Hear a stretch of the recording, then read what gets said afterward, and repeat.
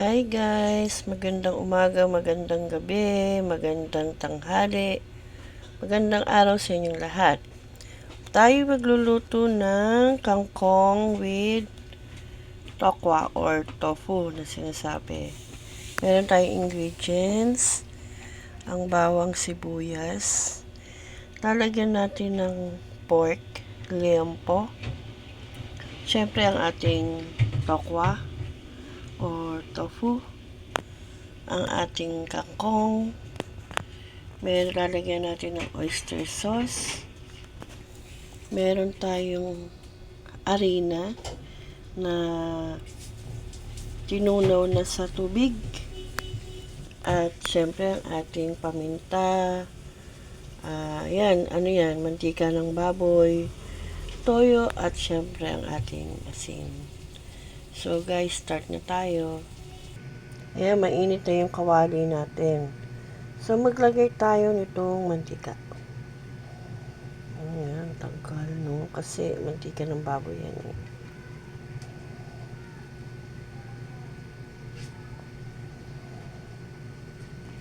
So ayan guys, iprito muna natin yung ating tokwa.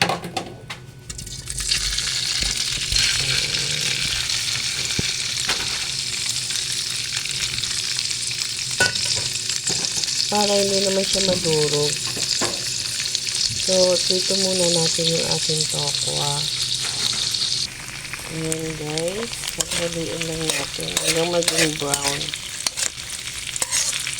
Kasi pag sinabay-sabay natin yan din sa bawang, sibuyas, madudurog kasi yan. So, iprito muna natin siya.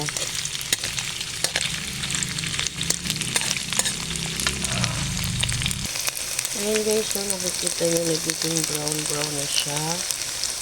So, pag pa-brownin pa natin ng konti, then next natin dyan yung ating liempo o baboy na pinaghiwa-hiwari natin.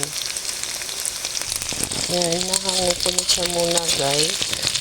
I-set aside natin. Tapos next natin yung ipiprito ko rin yung liempo ba. Pamamantikain ko po.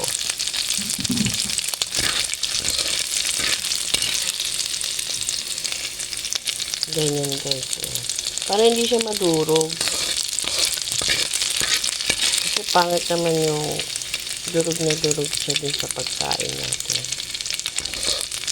Ayan guys ha. So ilalagay ko din yung liempo. So kahit anong parts ng baboy guys. So yan guys, lagyan natin yung liempo. Lagyan siya ng konting asin para hindi ganun yung tabang yung laman ng baboy. Ganyan lang guys. Konti lang. Konti lang yan. Tapos haluin natin. Ito po yung ating baboy. So, natin, set aside po natin yan, no, guys.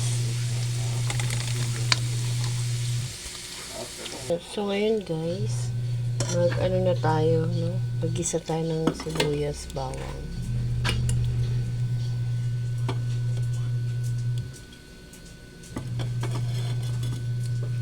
Diba kahapon, tinanong sa kanila. Ayan po.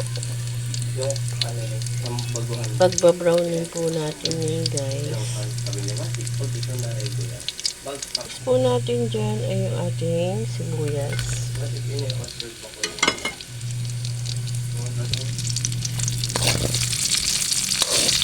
Ayan po.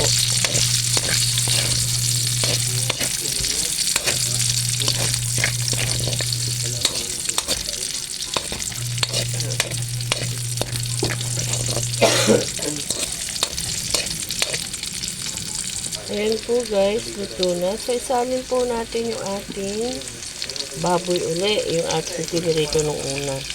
Ayan. Saka natin haluin, no? Tapos isusunod po natin dyan yung ating gulay na kangkong.